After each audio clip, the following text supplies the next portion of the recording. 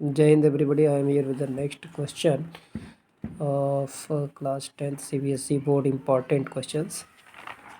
जैसे कि मैंने आप लोगों से प्रॉमिस किया था कि एक एक नंबर के मैं बहुत सारे क्वेश्चंस करवाऊंगा, उसी कड़ी में मैं अगला क्वेश्चन करवाने जा रहा हूँ। ध्यान से देखना बच्चों।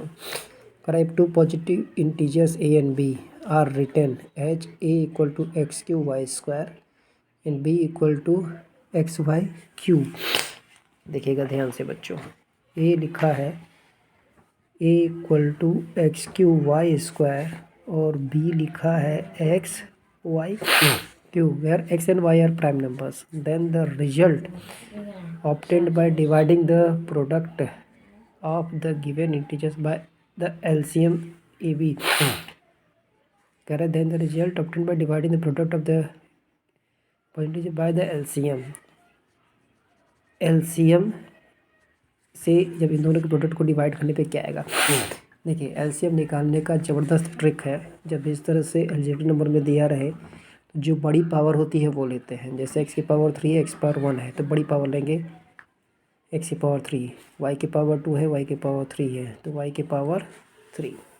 आपको कह रहा है वो नंबर निकालना है जो इसके प्रोडक्ट को एलसीएम से डिवाइड करने पे आएगा। चलिए हम लोग वही कर दिया जाए, x cube y square into x y cube upon x cube y cube. तो देखिए एक्स क्यू से एक्स क्यू गया, वाई क्यू से वाई क्यू गया, तो आंसर मेरा क्या बचा, एक्स वाई स्क्वायर। ये हमारा करेक्ट ऑप्शन आ गया है, एक्स वाई स्क्वायर।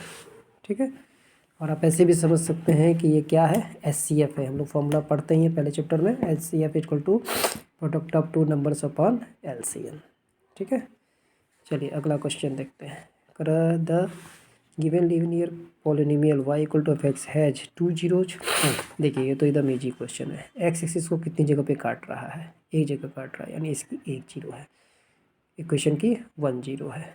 ठीक, और जीरो क्या है, 3 जीरो यानी 3, एक्स की जो वैल्यू है वो वाली, यानी option number B, option number B इसका सही है।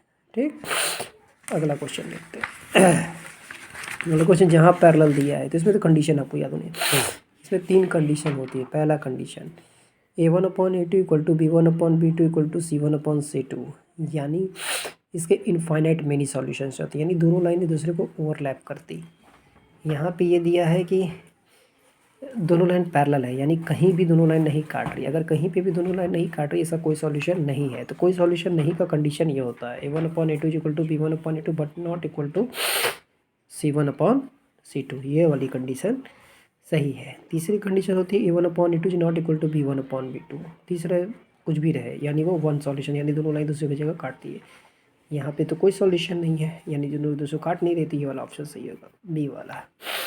ठीक है, चलिए अगले क्वेश्चन की तरफ। ऑप्शनल क्वेश्चन में ज़्यादा आपको टाइम लगाने की ज़रूरत नहीं है। 20 क्वेश्चन आएंगे ऑप्शनल, उस पर हम लोग फटाफट करते जाएंगे। देखिए अगला क्वेश्चन क्या है। करा the nature of roots of the equation 9x square minus 6x minus 2 equal to 0। जब नेचर पूछता है तो हम लोग डी निकालते हैं। डी का मतलब होता है डिस्क्रिमिनेंट।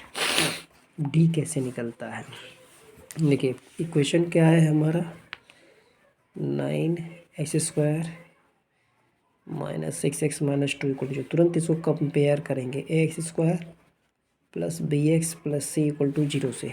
a हमारा कितना आ गया 9, b हमारा कितना आ गया -6, c हमारा कितना आ गया -2। तुरंत d निकालेंगे, ये होता है b square minus 4ac। b कितना है -6 का स्क्वायर माइनस 4 टू 9 इंटू -2। देखिए कितना आ गया, 6 6 जा 36 माइनस माइनस प्लस 4 9 जा 36 2 जा 72 108। देखिए इसमें नंबर से कोई मतलब नहीं है, प्लस आ रहा है माइनस आ रहा है मल्टी कुछ भी या जीरो आ रहा है, ये मेन है। ये प्लस आया, प्लस का मतलब होता है कि ये जो डी है डिस्क्रिमिनेंट है, ये जीरो से बड़ा है। अगर ये जीरो से बड़ा आता है तो इसके दो रूट्स तो होते ही हैं और अलग अलग होते हैं, टू डिस्टिंक्ट रियल रूट्स हो जाएंगे इसके। अब दो रूट क्यों होंगे, क्योंकि इसकी पावर कितनी है 2 है, इसलिए, यानी इसका ऑप्शन ये वाला सही है। चलिए थैंक यू, फिर अगले वीडियो में कुछ और अच्छे क्वेश्चन के साथ मिलेंगे।